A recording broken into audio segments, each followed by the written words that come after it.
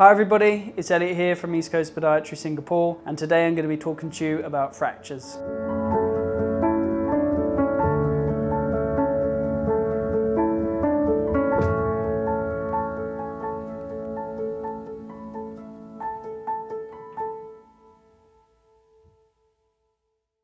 So today I'm joined with a very special patient who has come in complaining of pain in their big toe joint around the side and the bottom. So when a patient comes in complaining of pain around these sort of sites, and any site really, the first thing you want to ask is, was there any bruising or swelling when it first happened, and what were you doing when the pain occurred? Now for some people they can't quite remember what it was, and sometimes the onset is actually it's an insidious cause. So when a patient says that actually there was no bruising, there was a little bit of swelling, the first thing they think is I'll rest and that will be it. And actually that's pretty correct, but then the one thing they don't do is they don't go and check to make sure everything is fine, because as I said, sometimes these things are very insidious and you don't really know what's going on below the skin. So when a patient comes in, we've done the full history. The next thing to do is to check under ultrasound to see if we can see any irregularities within the soft tissue, but also those bony structures as well.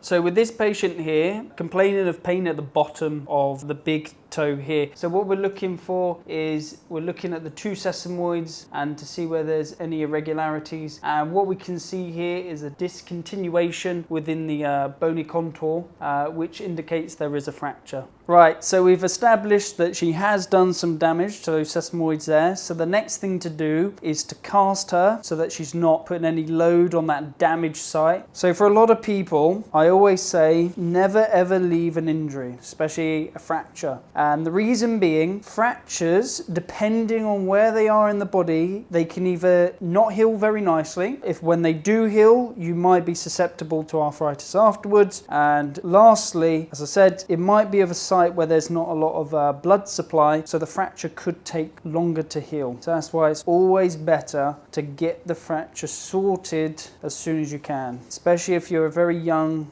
active individual. Another question I would normally get is, if my fracture's down here, why do we go all the way up the leg? Well, the general rule of thumb is wherever the fracture is, you cast above. And the reason being is we have to try and completely immobilize the site so that it gives your body a chance to heal itself. I guess the other question I get is, why do I need a cast? Well, unfortunately for everything down here, it has to support everything up there. If you're looking at the bottom of the foot, it's never going to heal itself if you're constantly walking around. So along with casting, what we will also do is give the patient some therapy, and what this will do is it can work through the cast, so we can leave the cast on, and it will aim to start healing the body. As I said, some sites don't have a very good vascular supply. They'll try and get some healing cells to the area to heal it.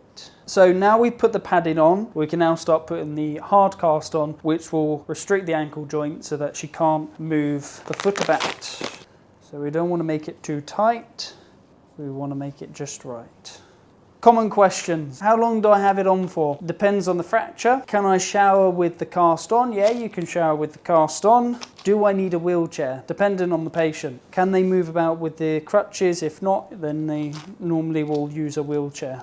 And there we go, we've got a nice solidified cast now that this patient will wear, and this patient will now be on the road to recovery. So now the cast is on, the next thing to do is use some therapy to help stimulate the healing response. We can actually use the therapy whilst the cast is on because it can still penetrate through the cast. So one of the things I like to use here is something called SIS, otherwise known as superinductive system. So the benefit of using this machine for fractures is, as I've said, it can penetrate right through the cast. It's also painless as well, so very comfortable for the patients. The number of sessions will be predetermined on the injury, how bad it is, and then judging progress will be based on x-rays that will be done in a weekly interval. Okay guys, I hope you found that video helpful. Please like and comment, and remember, if you are suffering with pain, make sure you're not walking around on a fracture, and get yourself booked in with one of the podiatrists here at East Coast Podiatry Singapore for a thorough examination and the best treatment going forward.